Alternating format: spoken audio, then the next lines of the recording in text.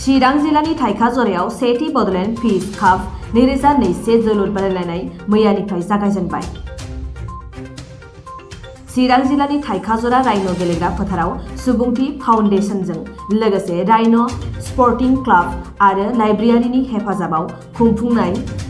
गिबि खेब बड'लेण्ड पिस कापनि गिबि बादायलायनायखौ मैया आर'नाइ दावहारु एफसि आरो कन्ट्रेक्टर एस'सिएशन चिरां एफसिनि गेजेराव बादायलायनायनि गेजेरजों जागायजेनो। थांनाय 5 डिसेम्बरनिफ्राय 19 डिसेम्बरसिम खुंफुंनो लानाय बे जोलुर बादायलायनायाव देरहासार जानो हानाय हानजानो 1 लाख रांनि बान्था, रानार्स आप हानजानो 50,000 रांनि बान्थाजों लोगोसे साबसिन गेलेगिरिनो 10,000 रांनि बान्था होनाय जागोन। बे बादायलायनायनि बेखेवनाय हाबाफारियाव आसाम फुटबल एस'सिएशननि गाहाय नेहाथारि हेमेन्द्र नाथ ब्रह्म, बर' सावथुन मुलुगनि मुंदांखा फावखुंगुर मेन्देला आरो फैलामोनहा बाहागो लानानै गोजोननाय फोरमायनायजों लोगोसे आथिखालाव गेलेमु बिथिङाव गोबां खाबुफोर दंसै होननानै फोरमायो।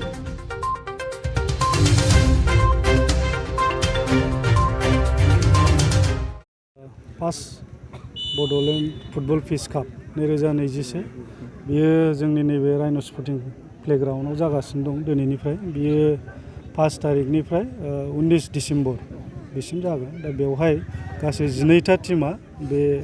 फार्स्ट बड'लेण्ड फुटबल पिस कापआव जयेन जाफैदों। दिनैनि गिबि खेब बादायलायनाय हान्जानि मा नाम? दिनैनि गिबि खेब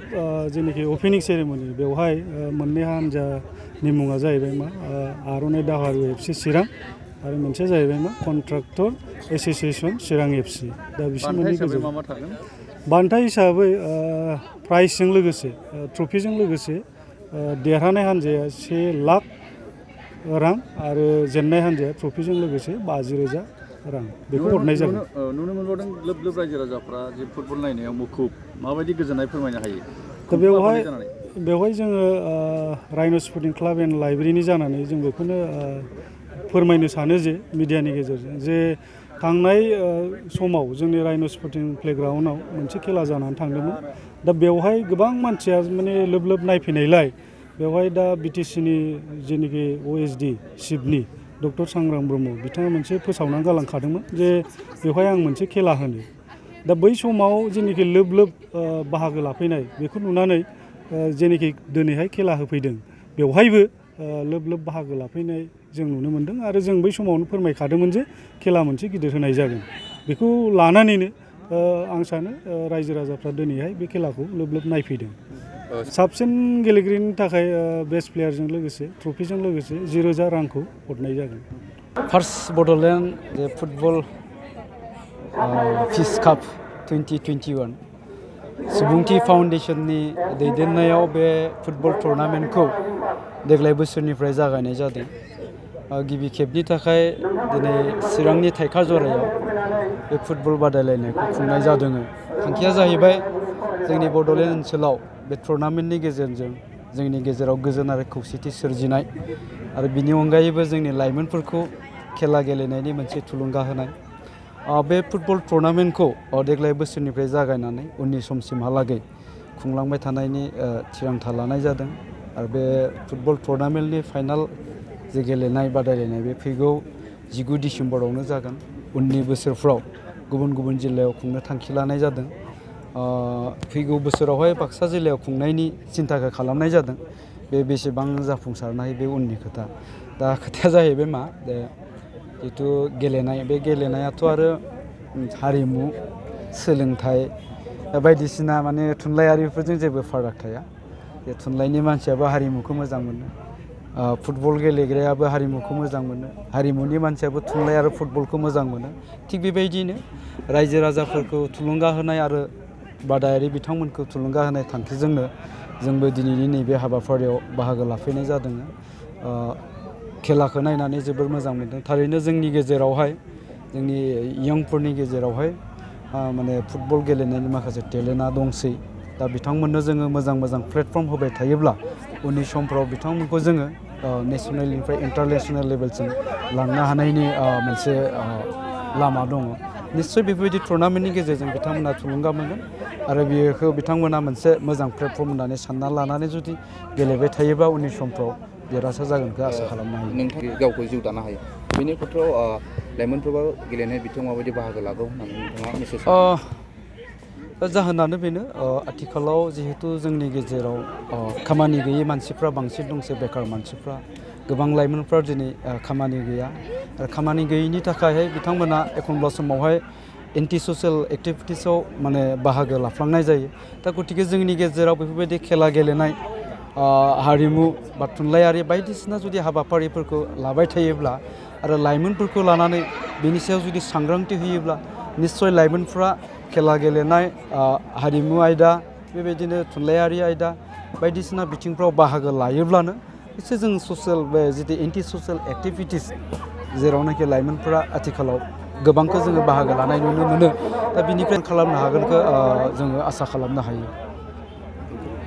गोजोननाय मोन्दों आसा खालामनो हायो नैबे हाबाफारिजों जायगानिल' नङालासिनो गुबुन गुबुन जिहेतुके सिगाङाव बुंखांलांबाय गुबुन गुबुन डिस्ट्रिक्टआवबो बे हाबाफारिखौ लानाय जागोन बेखायनो आसा खालामनो हायो बे हाबाफारिजों जायफोर लाइमोन सेंग्राफोर बेजोंनो गावनि देहाजों लोगोसे मानो होनबा देहायानो धोन जों देहायानो धोन हिसाबै बे गेलेनायजों गावखौनो राफोद खालामनायजों लोगोसे नेसनेल इन्टारनेसनेलाव गेलेनो हाथों बेखौ जों आसा खालामनो हायो। आङो मोनसे समाव आफादगिरिमोन दा खिन्थु सेक्रेटारि जानानै दं। माने थाइखाजरा गामियाव बेबादि मोनसे फुटबल फिल्ड दङ समायना रमायना फुटबल फिल्ड जोबोर मोजां ओमफ्राय दिनै सांग्रां ब्रह्मनि दैदेननायाव बहाय मोनसे पिस काप फुटबल पिस काप जादों बड'लेण्ड फुटबल पिस काप जादों बिनि थाखाय आं जोबोद गोजोननाय मोन्दों आरो बिथांखौ आं अलरेडि आसाम फुटबल आरो अल इण्डिया फुटबलनिफ्राय बिथांखौ साबायखर बावदों आरो बे खेलाजोंनो जोंनि खाथि खालायाव थानाय गेलेबाय थानाय गथ'फोर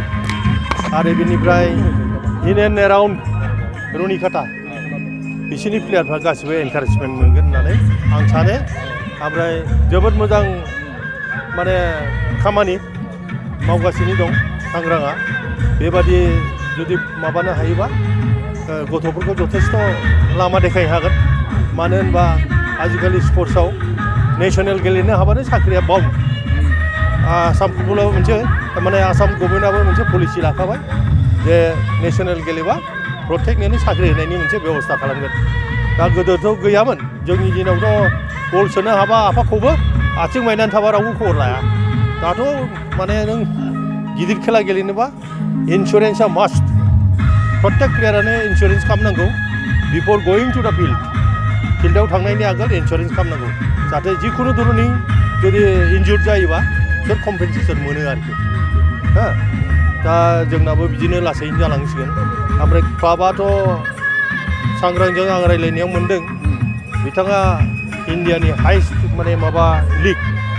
हिर' इण्डियान लिग होनना बुङो मोनसे फार्स्ट डिभिजन दं मोनसे सेकेन्ड डिभिजन दं बिसिम गावनि क्लाबखौ लांनायनि मोनसे माबा लादों मिजिंथि लादों दा बेहाय आङो थाखा फैसाजोंथ' जों हेल्प खालामनो हाया आसाम फुटबला जोंहानो गैखा जोङो नेसनेल टिम 10थासो फाथायहरनांगौ प्रत्येक बोसोरावनो बिनि थाखायनो बिराद माबा नै दिनै केरलायाव मणिपुरजों आसामजों क्वार्टार फाइनाल दंमोन महिला फुटबला दिनै जेनबोबाय मणिपुरजों हो बिनिबो बिराद खेला नायदोंबाबो टेनसनाव दं आङो दा आसाम फुटबल एस'सियेसना लाइमोनफोरनि गेलेनायनि सायाव माबायदि इनकारेज होगासिनो दं जोङो एनकारेजमेन्टआ सोरबा गनाय लागि दावनाय जोंनि आसाम फुटबलनि थ्रुयै सोरबा गेलेनानै बिराद माने गावनि जिबनखौ खुंगासिनो दं आरो सोरबा बिराद साख्रि मोनबाय अइलाव मोनबाय एसिबिआव मोनबाय स्टेट बेंकआव रिजार्भ बेंकआव मोनबाय एजिआव मोनबाय अनेक गथ'फोर दङ गथ'फोरफ्रानो बांसिन दा ओंखायनो जोंबो सानदों जे जोंबो प्लेयारखौ दिहुननानै बेबादि गिदिर खेला गेलेहोनानै बे रोखोम जुदि खालामनो हायोबा जों माने सेटिसफाइड जानो हायो आरोखि माने खेलायावथ' फुटबलानो होन बा दस्रा इभेन्टआनो होन एक्सेप्ट क्रिकेट जेबो थाखा फैसा गैया जोंहा थाखा फैसा इनकाम खालामनायनि खेलाजों खुनु माबा गैया आरोखि माने राहा लामा गैया दा गतिके जों सेक्रिफाइस खालामनांगौ आङो बे माने 15 बोसोरनि बारा प्रेसिडेन्ट दंमोन आं एस'सियेसननि गरसेबो फैसा बाहायाखै गावनि फैसाजोंनो मिटिं खुंदों मिटिं एटेन्ड खालामदों बबेबा चिफ गेस्ट हिसाबै लिंहरो प्रेसिडेन्ट हिसाबै बे समाव थांनाङो डिब्रुगड़ थांनाङो माबा थांनाङो गासिबो गावनि खरसजों थाङोमोन दा दाबो बेनो एखे थारमाने जोंनि ब्लाडआव अर्गेनाइजार हिसाबै बा प्लेयार हिसाबै जोंनि ब्लाडआव फुटबलनि माबाया दंथ' थैया दंथ' ओंखायनो जों दाबो बायाखै खस्थ'बाबो अर्गेनाइज खालामगासिनो दङ जोंनि ओनसोलाव दाबो फुटबल क्लाबखौ जोंथ' एनकारेजमेन्ट होगासिनो दं बयखौबो जेनेबा गुवाहाटि एफसि सिटि एफसि बिसोरखौ जों एनकारेज होदों आरो बिभिन्न क्लाब दङ बिसोरखौ एनकारेज होदों एकाडेमि खुलिनो जों एनकारेज होदों ओंखायनो माने जों सानदों फैगोन ओमफ्राय नै वर्ल्ड काप जानोसै माबाया आन्डार 17 वुमेन वर्ल्ड काप 22आव जागोन 2022आव फेब्रुवारि मासाव जागोन ओमफ्राय थांनाय बाराव आन्डार 17 वर्ल्ड काप जादोंमोन बयस बेनिफ्रायनो एसे गार्जेनफोरनि मटिभेसनाबो एसे सोलायदों जे गथ'फोरखौ बा फुटबल गेलेनो थाखाय फैसा गारो फैसा बाहायनानै गावनि गथ'खौ फुटबल फोरोंगासिनो दं दा नुबायना एनकारेजमेन्ट मोनबाय आरो प्रफेसनेलिज्म होननाय जिनिसा जोंनि सारा भारताव दासो फैहांदों फुटबलाव प्रफेसनेलिज्म माबाया दासो फैहांदों आरो पेसादारि फुटबल जायखौ बुङो असमियानि माने बे जिनिसा दासो फैदों खिन्थु दस्रा कान्ट्रियावथ' दंजोबो जेनेबा मेसिमोनहा बिसोरखौ खांनानै फुटबल फोरोंनानै बेसेबा खौथि थाखानि फानहरदों बिसोरखौ फिसिनायनि बिसोरखौ फोरोंनायनि गासिबो खरसखौ आदाय खालामनानै एक्सट्रा मेसिमोननो जाय क्लाबा लांदों बिसोर एक्सट्रा फैसा होनांगौ दा बिसोरनाव मालाय हेलिकप्टार दङ रनाल्ड' मोननाव मेसि मोननाव प्रब्लेम गैया बिराद धोनि मानसिसो बिसोर thank you sir thank U